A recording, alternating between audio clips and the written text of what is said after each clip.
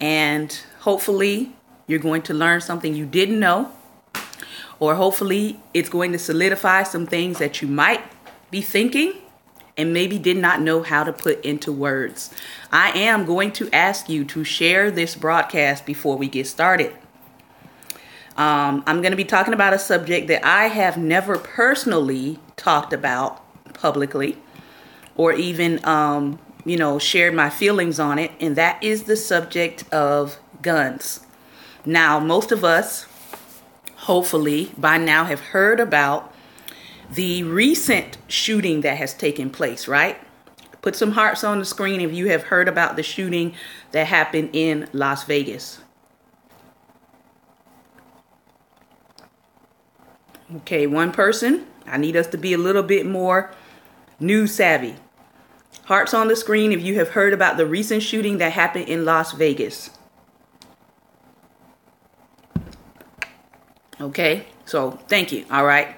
And so I know that some of you are watching outside of the Periscope app. Some of you are watching on our YouTube live stream, so you can either go there as well. I want to say good morning to each and every one of you. I want to say good morning to the We Dare Squad. I want to say good morning to those of you who are watching, like I said, inside of the app, outside of Periscope. You can now also click on my link, which is on my Facebook page, and you can watch through Facebook. You can also watch through just your basic internet on your laptop. So there are plenty of ways now in which to watch the broadcast. So I want to say good morning to Pastor Ben. Good morning to Lady Latoya. Good morning to Prophet Jonathan. I think I see down there. And I'm not sure who else. Those are the kind of the bubbles that are showing up right now. Good morning, Lady Angela. All right. So we're gonna get into some nitty-gritty stuff here. That's why it's Teachable Tuesday, because we're probably going to talk and teach some things that you may not have heard before. All right. Couple of things I have in front of me. I'm gonna recommend that everybody get one. All right. This is a basic copy of the U.S. Constitution. This one actually has some fascinating facts about the Constitution itself. But I'm going to suggest that you get a copy of the U.S. Constitution and begin to study it and begin to read it for yourself so that you can know what is actually in the Constitution, and you will not be tricked into thinking that there are certain things in the Constitution that are not in there. All right. And so we're going to start here, and then we're going to talk about something out of this seminal work by Dr. Frances Cress Welsing.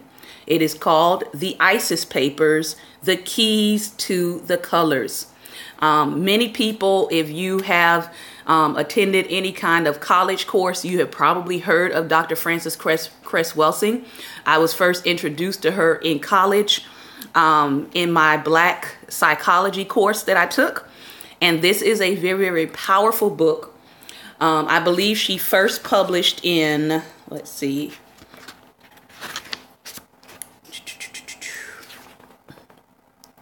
she first published this in 1991, all right? And what we're going to talk about today, she was talking about in 1975. She wrote a series of papers. Dr. Frances Cress Welsing is a well-known psychoanalyst, and she would do research and study into the psychology and into the mindset of people concerning race. So a lot of her work is based on understanding race, understanding people's mindsets around race. And she came up with a lot of the race theories that many Black scholars are still using today. So this work that we're going to be looking at from her today is about 40 to 41 years old. And so when you start hearing people talk about these things, understand that they are basing their writings a lot of times off of her writing. Okay. There's another book that came out, I think, before this, and I ordered it. It's called The Iceman's Inheritance. And it is a white male who's talking about some of the same issues that Dr. Frances Cress Welsing talks about in her work. And so this book is really a psychological look at whiteness, what it is, what is the origins of the whole concept of whiteness. Is a very, very, very deep book in terms of you can't just sit down and read this in a couple days. You actually have to kind of read a part of it, dissect it, ingest, think about it, and then go to the next part. So this is not light reading, okay? But the part that we're going to talk about today is she's going to be telling you about how guns are symbols of masculine power, how guns are symbols of sexual power. And she really does kind of break down why America is not going to give up her guns, or at least not willingly. She talks about why America is obsessed with guns. And so I was looking at this whole shooting piece, and they were talking about how many guns that this shooter was found with. We know that there's some question as to, could this man have done all of this by himself? Is it possible that there were multiple shooters? There's all kinds of theories that are out there right now, but we're not going to get into that. We're going to get into understanding why in American culture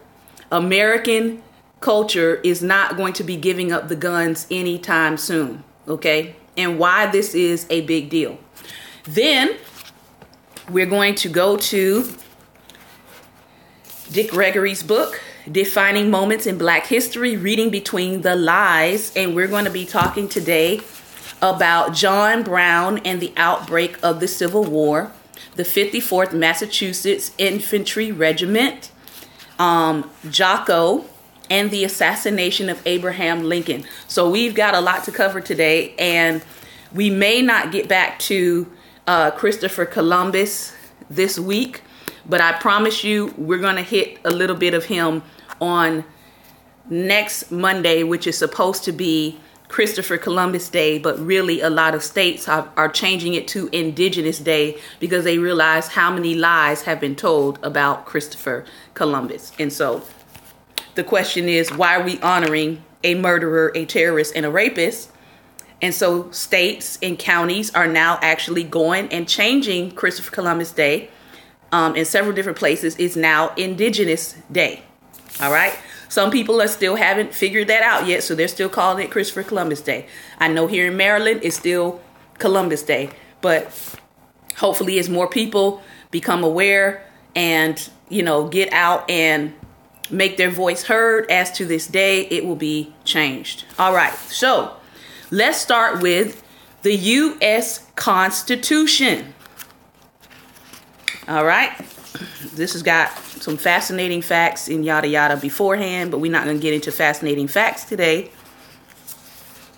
We are going to go to our Bill of Rights. Doop-dooby-doo.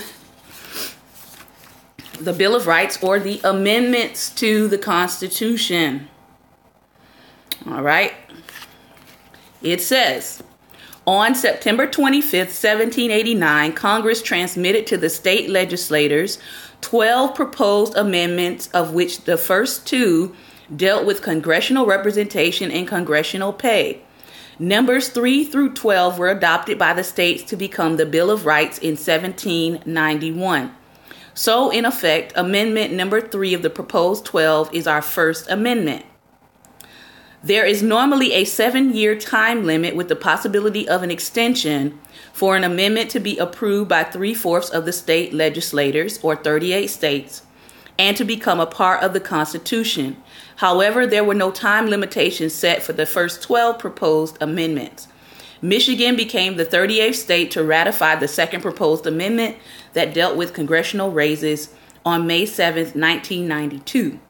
Thus, 203 years after it was introduced, the proposal placing restrictions on congressional pay raises became our 27th Amendment and most immediate change to the Constitution. Did you hear that? It takes 38 states to ratify an amendment. And that particular one was not ratified until May 7th, 1992. All right. Hope that computed with you all. The Bill of Rights. The first 10 amendments, or the Bill of Rights, were ratified December 15th, 1791. All right. So when you talk about amendments and adding things or taking things away from the Constitution, when you talk about needing to understand how many states it actually takes to ratify an amendment, that's something you might want to know. 38. Amendment 1, we're not going to get into, but Amendment 1 is freedom of religion. Not freedom from religion, freedom of religion. All right? So it's not written for you to escape everybody else's belief. It's written for you to be able to exist within this nation and be free to practice what you practice. All right? Freedom of religion, freedom of speech, and the press. Freedom of the press, rights of assembly and petition.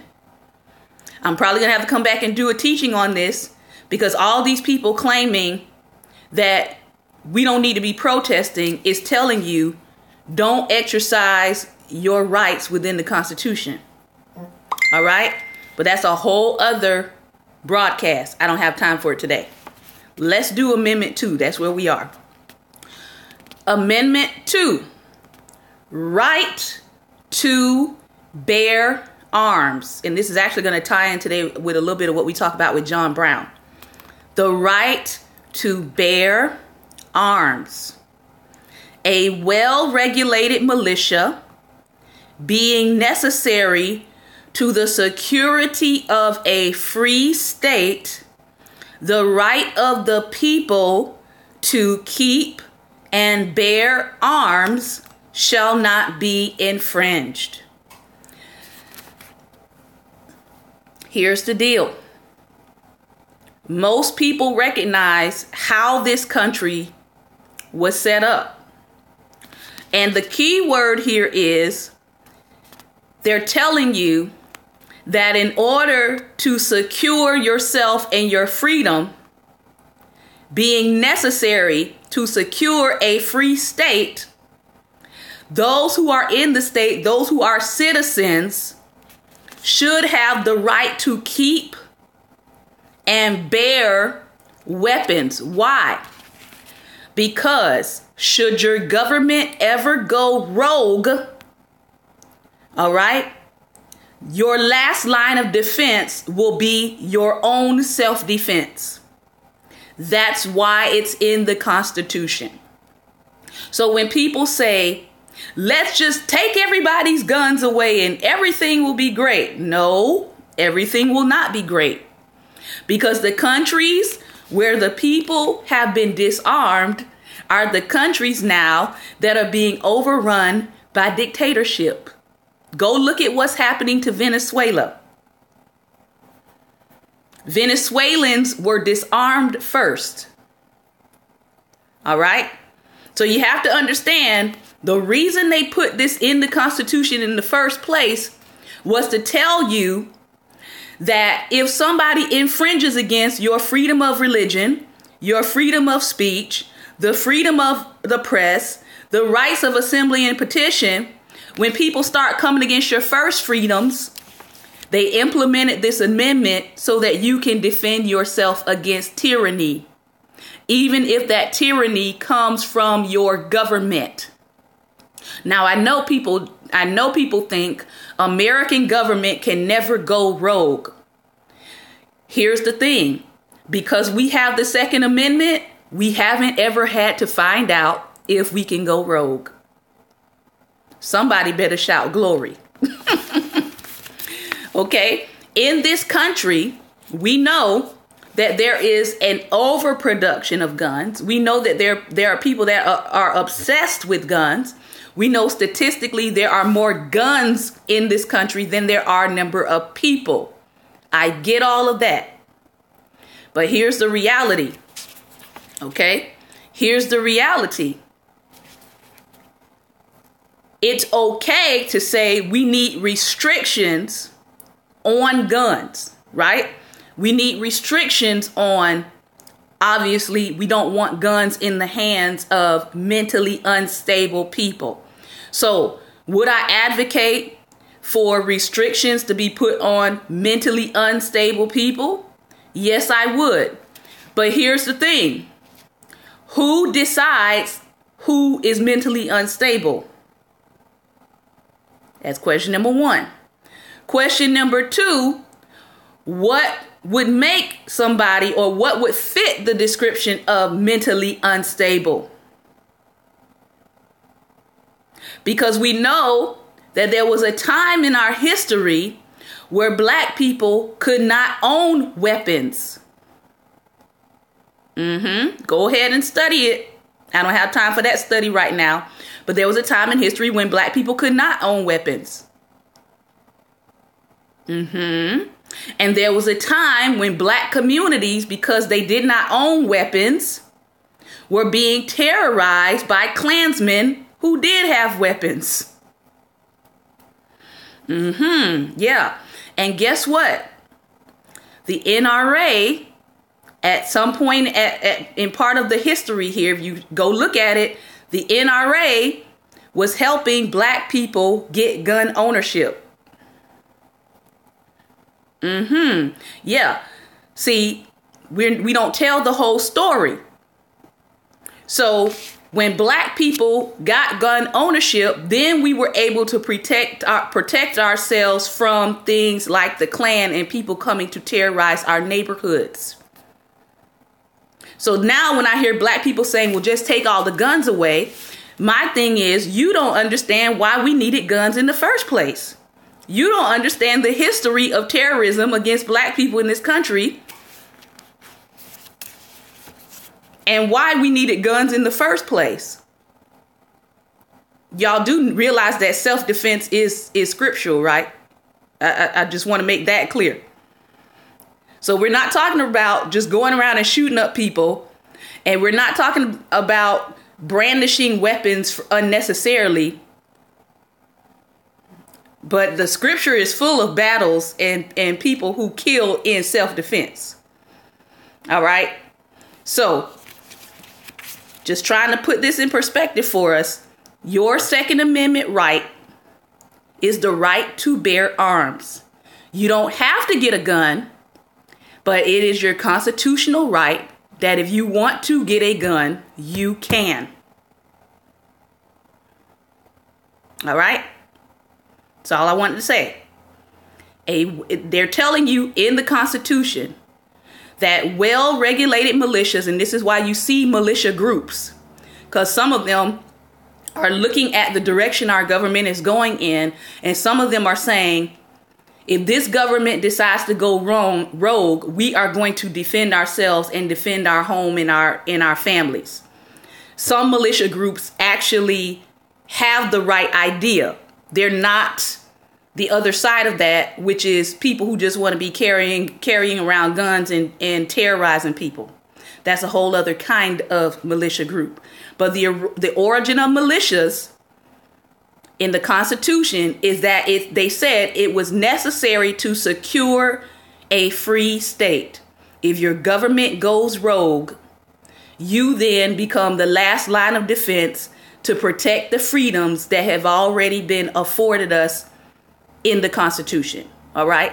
So that's where this comes from. So when you see people talking about gun control and gun rights and gun owners' rights, part of it lies within this Second Amendment. But we do know, right, that there needs to be some changes to who can acquire a gun. There needs to be changes to background checks. There needs to be things like waiting periods. There needs to be things like accountability if you're buying from a private gun owner, which happens a lot, or you're buying at a gun show. Those are the things that they're looking at because that seems to be where it's hard to track who's getting what, and what is the mental state of these people who are getting these guns. If you go look at what happened with Sandy Hook, there was some issue there with how did this guy acquire these guns. You look at Dylan Roof, it's the same issue. How was he acquiring these guns? Now this gentleman here, I'm sure they will probably find something out in connection with those guns. All right. So, Constitution, I suggest you pick one up. Pick it up, carry it with you, start reading, understanding what our Constitution says and what it does not say. I've got this one at, I think, Borders for $2.95. All right. So this is like a Happy Meal or a cup of coffee. Invest in it, read it, carry it with you. Moving on. And I'm not sure why my Facebook Live is so blurry, but I hope it shows up well at the end. All right, so the ISIS papers. Again, as I was reading and as I was looking at what was happening in terms of this whole issue around guns and how immediately after this shooting, everybody went to the place of, don't make this political. Don't make this racial. Don't make this about guns. Listen, we didn't make this political. It was already political. We didn't make this about guns. It was already about guns. All right? But as I was reading and as I was listening to the conversation around this, I immediately went back to the documented research that Dr. Frances Cress Welsing was already doing 40 years ago around the subject of guns as symbols. Guns as symbols of masculine sexuality and guns as symbols of masculine power and prowess. Okay? So, what I'm about to read, okay, just hang on. If you have sensitivities, you can get off the broadcast right now because I'm teaching. All right? So she's not saying anything vulgar, but I do want you to understand that she is very direct as to her speech because this is research based and she's talking about America's psyche. She's talking about, in particular, white America psyche in our country's obsession with guns. All right. So if you cannot handle the truth, you can exit left now. All right. Okay.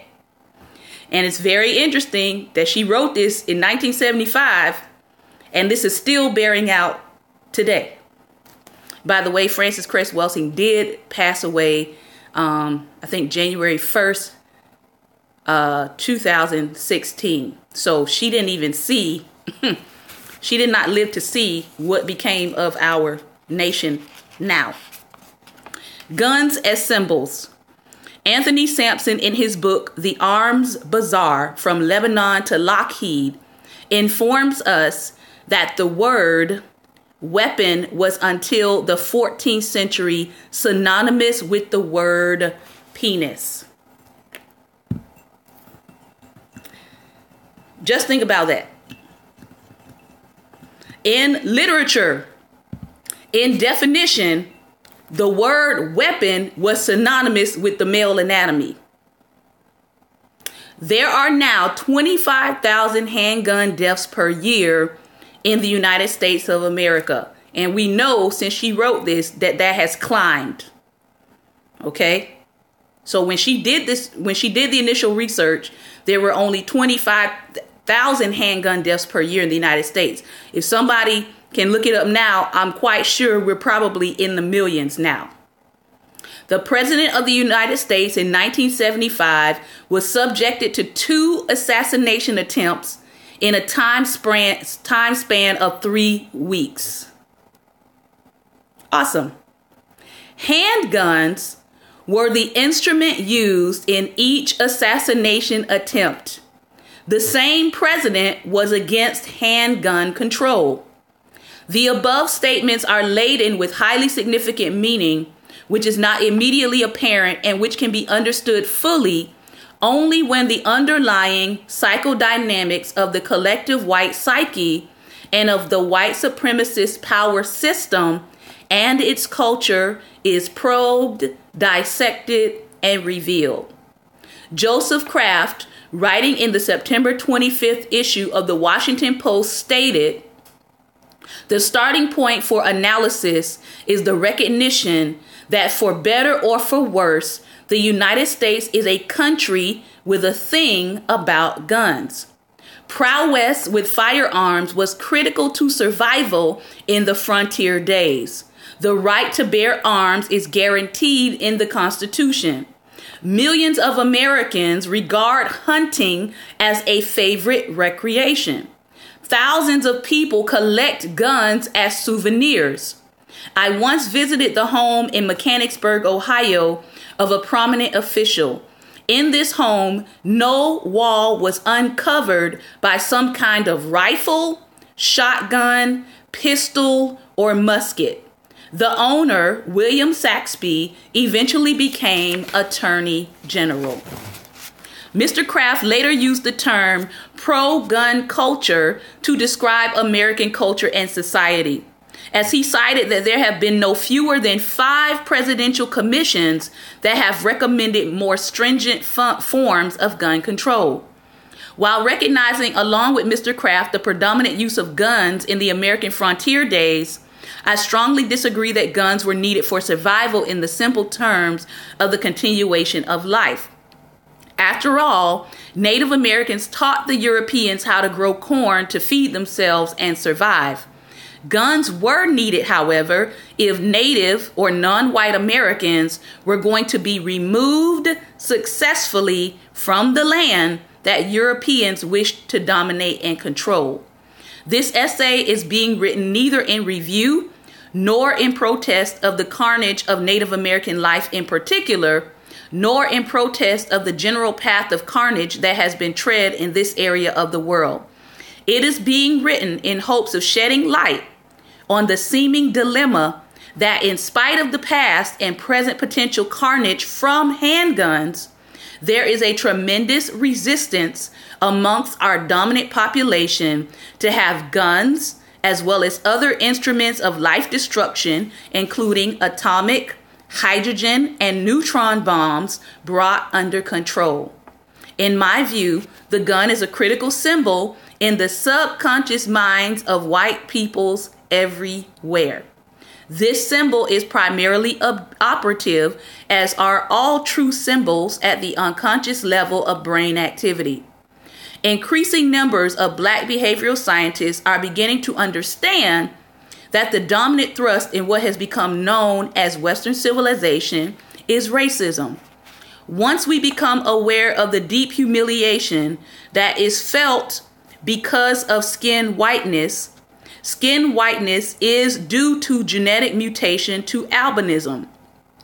And because of this genetic vulnerability, when compared to peoples of color, Black, brown, red, and yellow people, it is possible to understand the degraded status of sex in the white supremacist system and culture. Understand, sex is the act of self-reproduction and the act responsible for the production of the self and the appearance of the self. If white people who are pale feel genetically vulnerable, their self feels degraded, and that act that produced the self will be degraded in the same mental capacity. An example by a famous Western author of what whites have thought consciously about white skin is presented by Mark Twain, who in his essay, Skin Deep, wrote these things. Listen to what Mark Twain had to say about the conscious thought about white skin. He says, "It is not an unbearably unpleasant complexion when whiteness keeps to itself. But when it comes into competition with masses of brown and Black people, The fact is betrayed that it is endurable only because we are used to it. Nearly all black and brown skins are beautiful, but a beautiful white skin is rare. How rare, one may learn by walking down a street in Paris, New York, or London on a weekday, particularly in unfashionable street, and keeping count of the complexions encountered in the course of a mile. Where dark complexions are masked, they make the white skin look bleached out, unwholesome, and sometimes, frankly, ghastly. What was Mark Twain saying? He was saying that there is a consciousness about the complexion of whiteness. And that when whiteness is set against people of color, it brings a consciousness as to the lack of melanin in the skin. And some people would have you think that they don't notice their lack of melanin in their skin, and that it brings a inferiority complex about it. But Mark Twain just told the truth. He just told the truth. That's all he did. He just told the truth. All right. So we don't have tanning beds in America because people are okay with their complexion. If they were okay with their complexion, we wouldn't have tanning beds. Okay? Just trying to help y'all understand. All right? I'm going to keep going. The acts of self-production and self-reproduction are not the only targets of degradation in the white psyche. Within the thought and logic processes of the white psyche, genitals themselves are degraded. Both male and female genitals, those parts of the anatomy and physiology that are responsible for self-production and self-reproduction, especially if the male sexual apparatus is seen as inferior and inadequate when compared to the sexual apparatus of the black male. Now, I don't even have to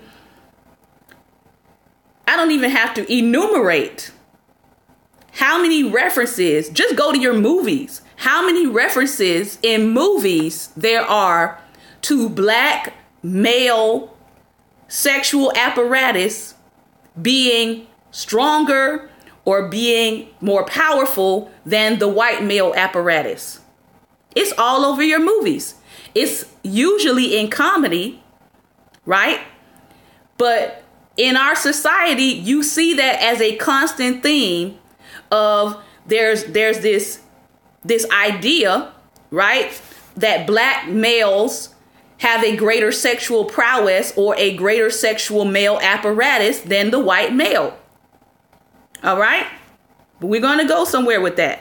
In May 1977, the issue of Medical Aspects of Human Sexuality, in an article entitled Men's Fear of Having Too Small a Penis, this is an actual medical article, people,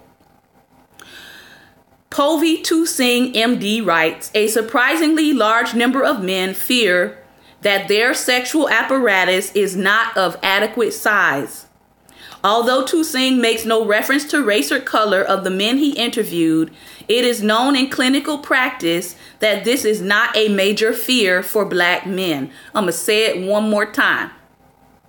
It is known in clinical practice that this is not a major fear of black men. However, he does state, it is hard to determine the exact origin of the myth of the big penis. In many cultures, such as ancient Egypt, the penis became a fertility symbol and was consequently pictured with enormous dimensions. In classic Greece, however, small genitals were considered more beautiful than larger ones. Romans reversed this concept, and Western culture appears by and large to have followed them. It is interesting that Tu-Sing makes no mention of any attempt to measure the size of the white or black male apparatus in a culture heavily laden with this specific white male preoccupation. A culture in which large numbers of white males are daily in close proximity to black males and aware of their presence in the society, especially in the arena of sports, games that are symbolic of male prowess and virility. Where black males dominate. Interestingly, Clyde Keeler, writing on albinism in an article entitled "The Cunnamoon Child Albinism," stated this: "The voice quality of albino males, or males who lack melanin, is soft and higher pitched than in the merino male, or males with color. In addition, they appear to be deficient in the sex hormone. While they may be fertile, they have lower phallic posture due to flaccidity. Albinos usually have flabby muscles and reduced muscular strength, as shown by manometer readings.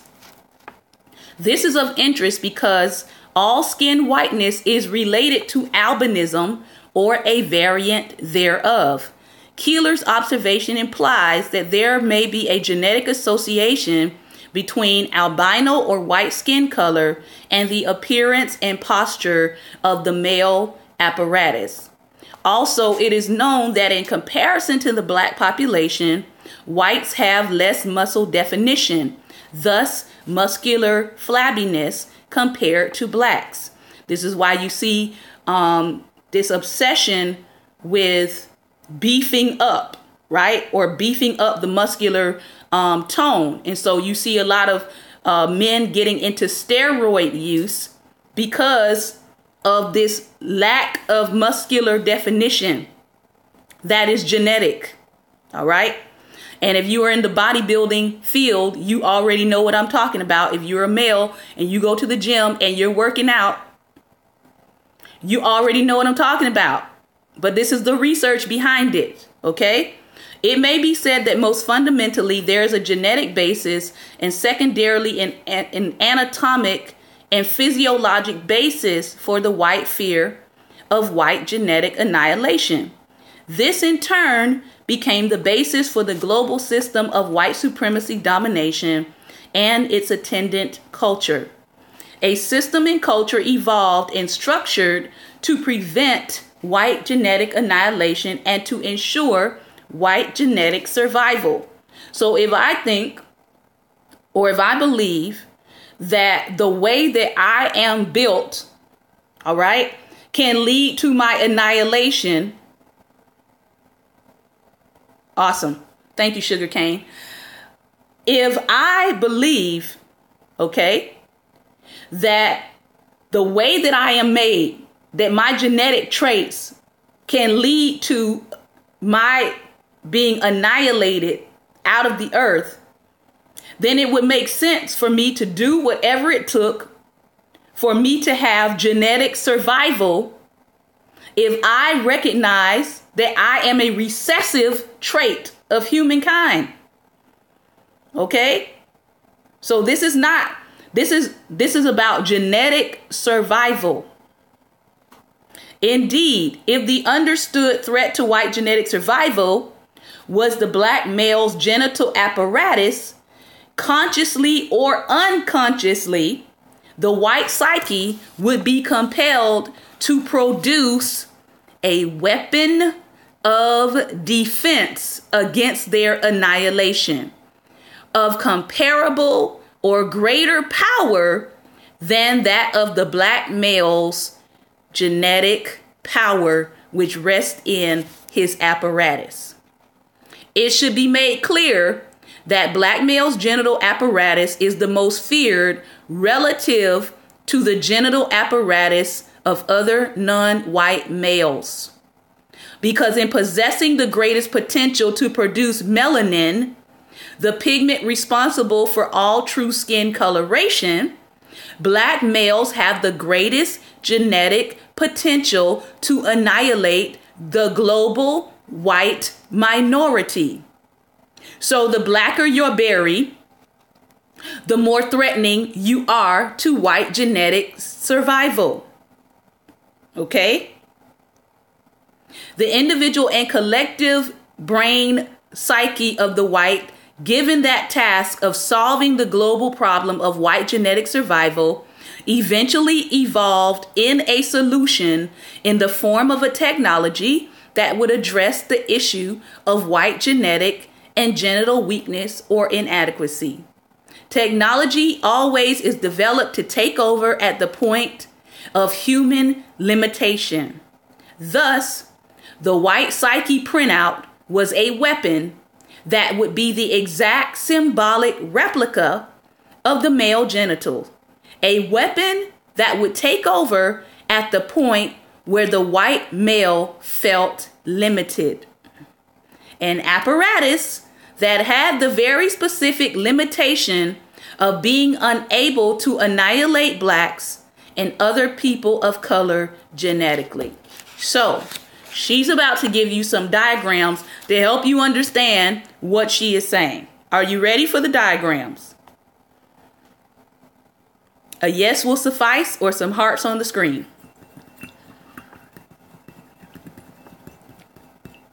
Nobody's ready? Oh, okay. All right. This is very abstract. Okay? So she's not trying to be gross. She's just trying to help you understand the psyche behind what you see. Okay? So first, she draws the diagram here, okay? This is a very abstract of the male genitalia. And if you fear this, right, then she draws the male genitalia from the side. Then she turns that same male genitalia horizontally. And then she shows you what was created to deal with the fear of genetic annihilation. All right. She created this 40 years ago. She was telling people the reason you see this, the reason you see an increase in this, the reason you see an increase in black males being gunned down is it leads back to fear of genetic annihilation. The name of this book is The ISIS Papers, The Keys to the Colors by Dr. Frances Cress Welsing. So she was trying to tell us 40 years ago that the more there is a fear of genetic annihilation, the more that the white man feels like they're being wiped out. If you listen to the white supremacists, they're telling you this all the time. They're telling you people of color are taking over and we have a serious fear that we're going to be wiped out. They do charts on it. They do research on it. They do graphs on it. They're the ones who are saying that by 2040 or by 2050, they are going to be the minority in the United States. That's something they never intended. Go back to the origin of why the United States was created. The United States was created for white male power, to be in power.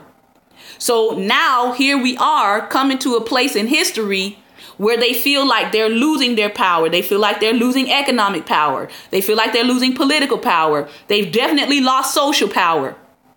All right. So the more that fear increases, the more violence you're going to see with this weapon. Am I helping somebody today? All right, we're going to keep going.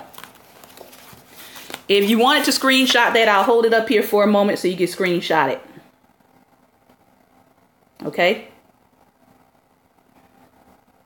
She's telling you that whether they know it either consciously or subconsciously, their fear of genetic annihilation is driving their motive for eliminating people. And guess what?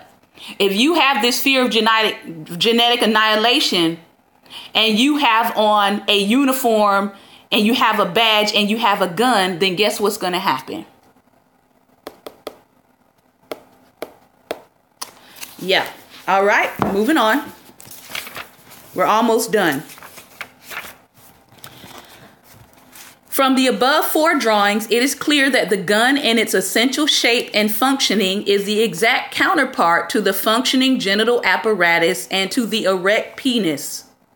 In other words, the handle and chamber are analogous to the testicles, and the barrel of the gun is analogous to the penis.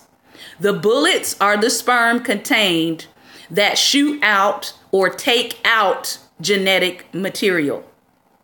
The firing gun in function achieves for the whites the destruction of the lives of blacks and other non-white peoples. Thus, to the extent that the guns manufactured and made by the white collective in the context of white supremacy system and culture were used against blacks and other genetically dominant colored people of the earth, they became the answer, or at least a temporary comforting answer, to the fear of white genetic annihilation. The gun became not only the weapon, the developed technology to ensure white genetic survival, but it also became symbolic of the white male prowess. Thus, it is no accident that white males often refer to one another as son of a gun. Let me sip my coffee. This is a symbolically determined pattern of speech, and I am certain that white males who use it have not understood in depth why such a phrase entered and remains in their psyche. The phrase deprecates the white male genital apparatus that fathers white people in their genetically deficient state of albinism. It says instead that the white male prefers the gun to be his phallus and the phallus of his father. The gun then becomes the desired, all-powerful phallus of the white male, which he conceives of as being an equalizer to the phallus of blacks and other non-white males. So if you see that as your symbol of power, it would make sense that you began to accumulate this symbol. This symbolism underlying the production of the gun in the white psyche and white supremacy system of culture also explains the Western expression, God did not create men equal, but Colonel Colt did, referring to the creator of the Colt revolver. Apparently, white males were thinking at an unconscious level that God did not create them to be genetically equal to men of color, but their technology of compensation was the gun. Understanding this gun symbolism also clarifies the observation of Anthony Sampson in the opening paragraph of this essay, that the word weapon was up until the 14th century synonymous with the word penis in Western civilization. The gun is not the only weapon in the white supremacist system that is symbolic of the functioning of male genital apparatus. The cannon, with its cannon wheels and long black nozzle or tube, and the big black cannonballs shot out as projectiles, is another example. Similarly, bullets and bombs are dark colored and resemble individual sperm in general shape and form. It is of further importance that the gun and other weapons usually are painted black or are at least dark in color.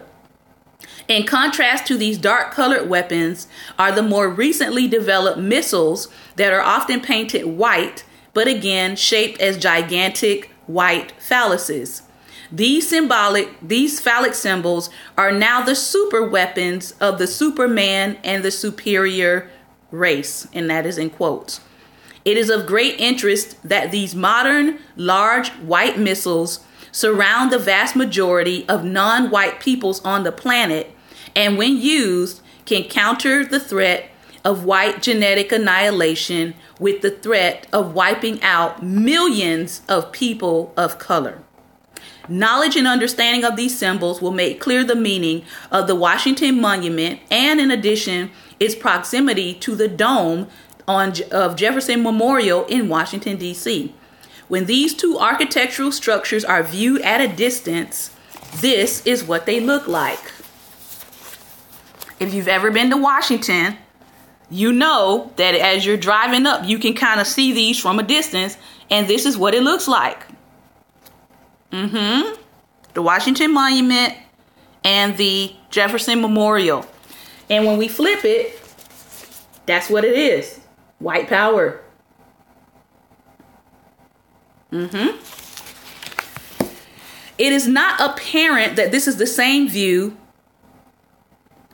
Is it not apparent that this is the same side view that is the basis for the form and structure of the gun?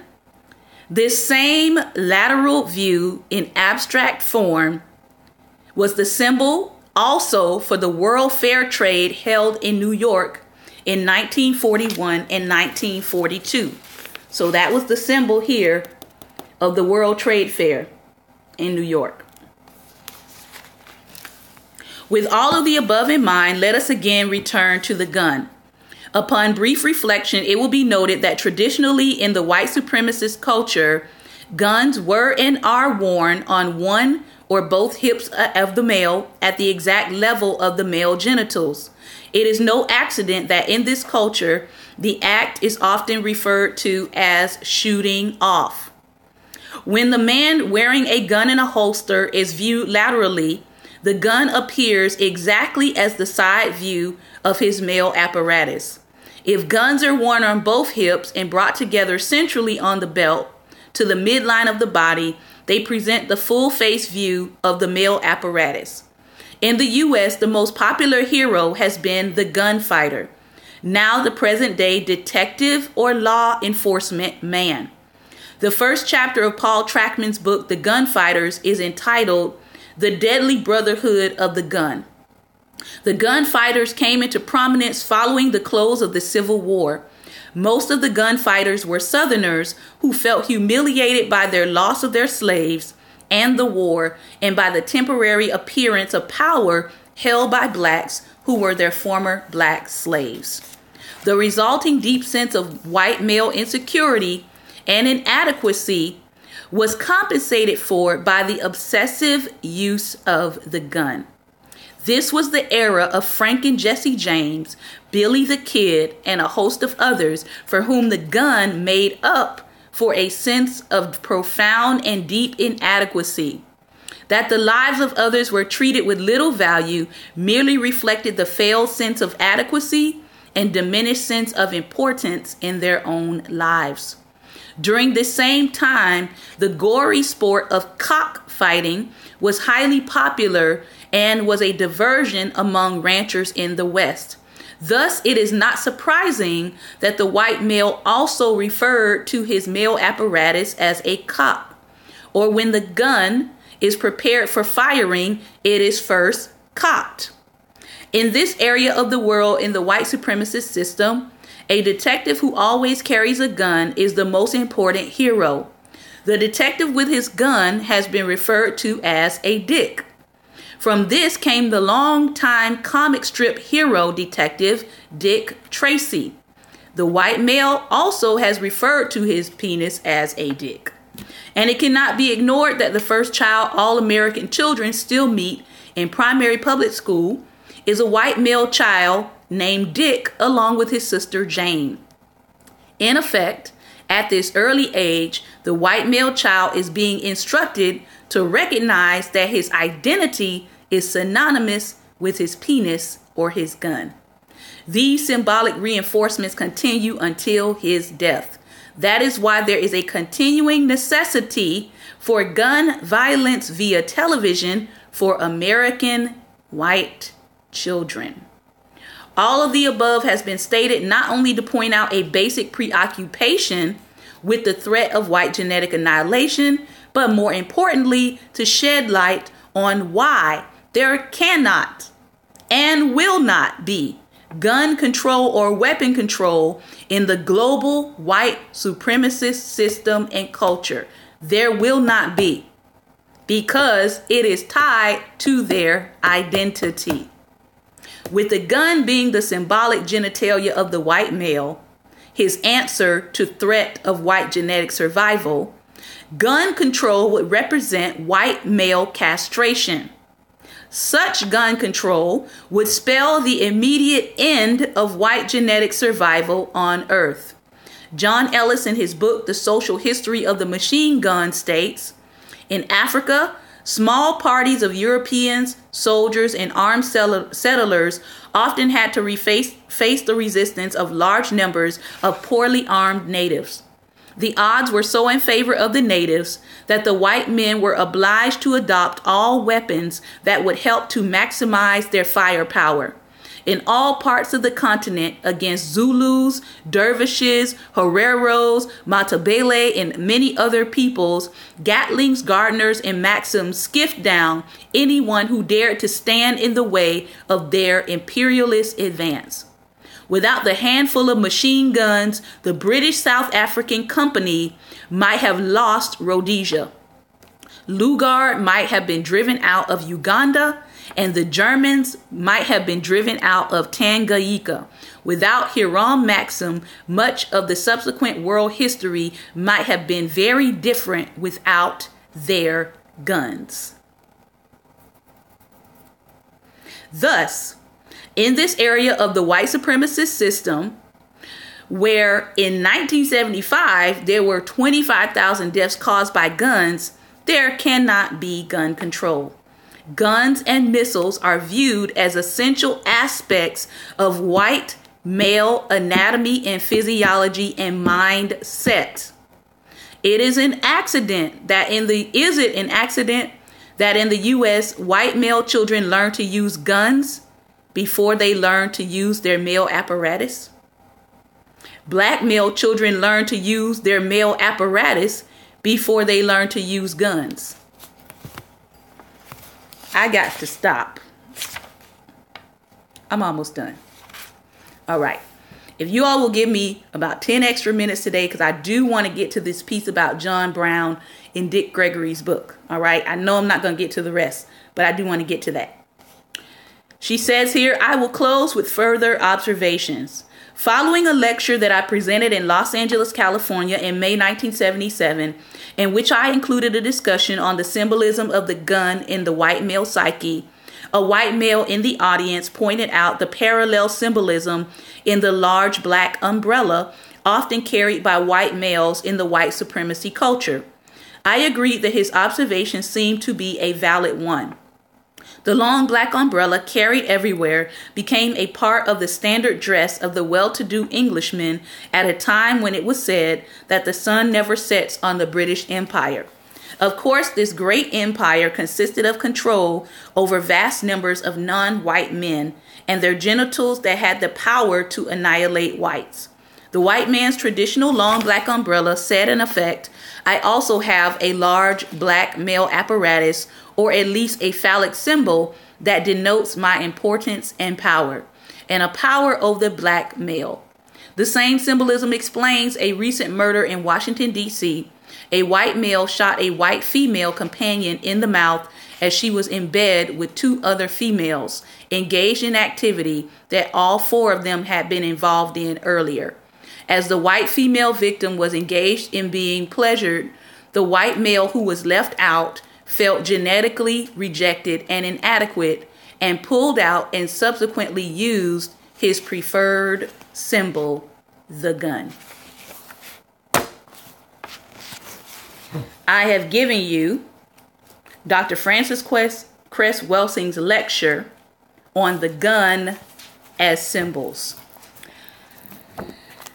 That's just only one essay in this book, but it's really, really, really thought-provoking, and we can actually see in real time some of this that actually being played out in our society and people's unwillingness to give up this symbol of power. All right. She also has another chapter in here called the mother effer and the original mother effer, and where that term actually comes from.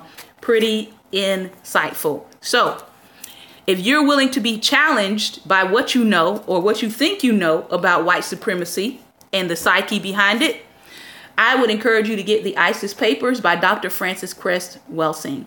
I often hear people having conversations that she has already answered in this book. And if you get this book, like I said, it's not an easy read, but you do have to stop. You do have to think. You will have to do some research.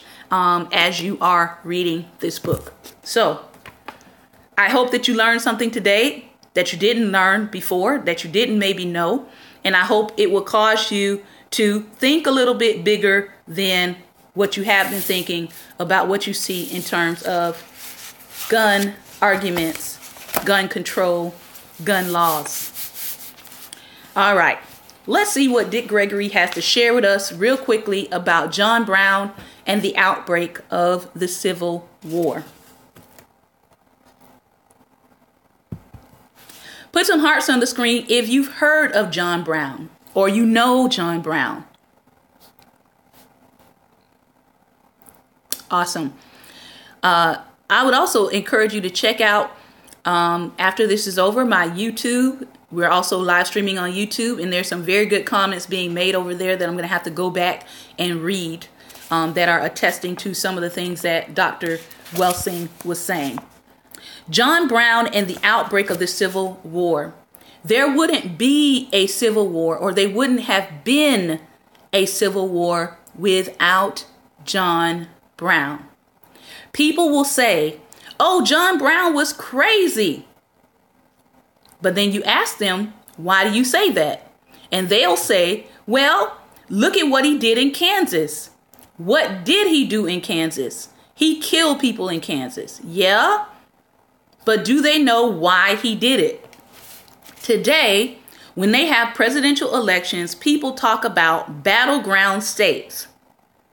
Let me tell you folks today, you don't know what a battleground state is all about. As I mentioned earlier, in 1854, the U.S. government passed the Kansas-Nebraska Act. That meant that some land they stole from Native Americans would be the U.S. territories that became the states of Kansas and Nebraska. It also meant that the people who lived there could decide whether the states would be free or slave. Folks from both sides moved to Kansas ready to fight. I don't mean argue. I mean they got ready to shoot and cut one another to death. And that's what some of them ended up doing. Now that's a battleground state. One of the people who went there was John Brown. After some dirty pro-slavery dogs raided Lawrence, Kansas, and tore up the offices of some of the abolitionist newspapers and went crazy looting the rest of the town, John Brown and his men came in and killed 5 pro-slavery men and hacked them to death. That same year, 1856, Brown and his men, including his sons, fought against the pro-slavery forces at the Battle of Blackjack and the Battle of Osawatomie. That was John Brown. I'm not talking about someone who just joins the army just so they can make a living and then goes out to kill whomever the government tells him to kill. I'm talking about a man who had a belief so strong that he was willing to die for it. I've said it once before. White is not a color, it's an attitude. By skin color, John Brown was a white man, but he may have been the best friend black people ever had. He believed that slavery was straight up evil, and he didn't want to hear about peaceful opposition to slavery. He knew it would take action to get rid of that mess. In 1859, when he decided to raid Harper's Ferry in Virginia, now in West Virginia, he had 21 people with him, 5 of them black. Now, Harper's Ferry was the U.S. government munitions place where weapons were made, so it was full of military rifles and bullets. The government had 4 divisions of troops guarding it. Brown and fewer than 24 men got in there, killed 4 people, wounded a bunch more, and held the soldiers off for 2 days before the soldiers could break in the engine room where John Brown and his men were holed up. Now, there's a reason I would place John Brown as number 1 if I had to make out a list of the 50 most important people who ever lived in the history of the planet Earth. Jesus came here to die for my sins. John Brown didn't. Here is a man who not only decided to kill for me and did die for me, but he took his own sons with him. You cannot risk any more than that. You cannot sacrifice any more than that. Even now, I go to the site every year on my birthday, and I go back on October 16th. That is the day of the raid. And then I go on December 2nd, which is the day that they hanged John Brown. You think Lincoln didn't know what he was doing when he put that statue at the White House facing east? He put that there on December 2nd. He didn't say it was in honor of John Brown, but think about it. When John Brown was about to die, somebody yelled up at him, "How do you feel now, nigger lover?" He said, "What I'm dying for, if I was defending rich white men, I would be your hero."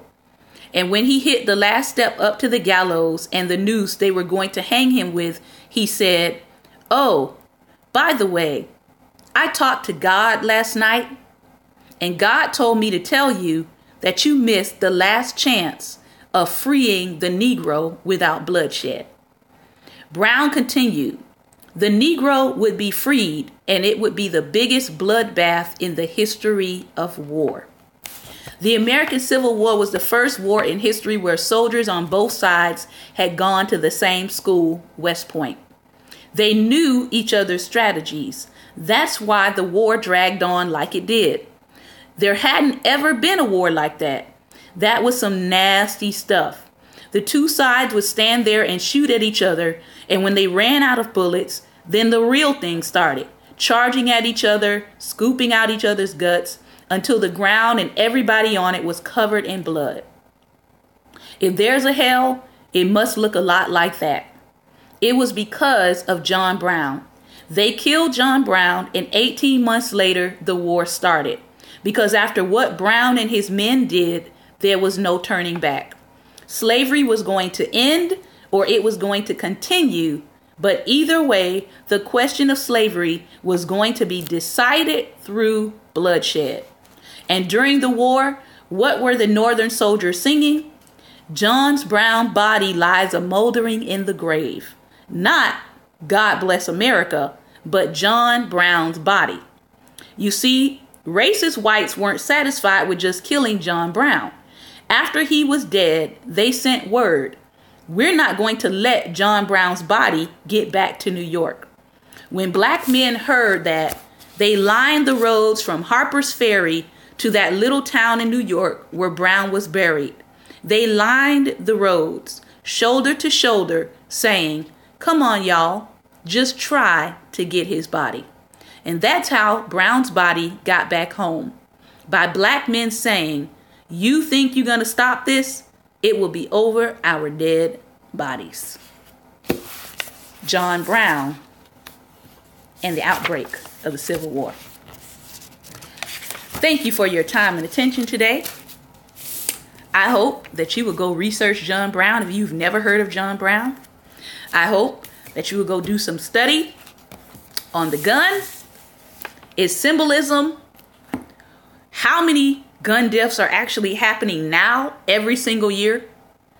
And I hope that I have sparked some dialogue. If you're listening to this, I know some of you said you're listening to this in a public place. I hope that I have sparked some dialogue as to why is it that our country is so obsessed with guns? And what will it mean for gun control to actually happen? How many lives will be sacrificed on the need to have this symbol? And if laws are put in place, who's going to decide what those restrictions are? And how would those restrictions affect those of us who are of color, who in the past had no means of defense? How's it going to affect us? So it's a lot to think about, all right? But I thank you for your time and attention today. Remember, light is the most daring opposition to darkness. And when you have a better understanding, you know what to pray about, right? So I want to thank you for your time and attention today. I hope that you have a great and wonderful Tuesday. I wanted to ask you to continue to lift up those who are being affected by gun violence, not just the mass shooting, but there's plenty of people that are being affected by gun violence every single day. Take care of you, and God bless.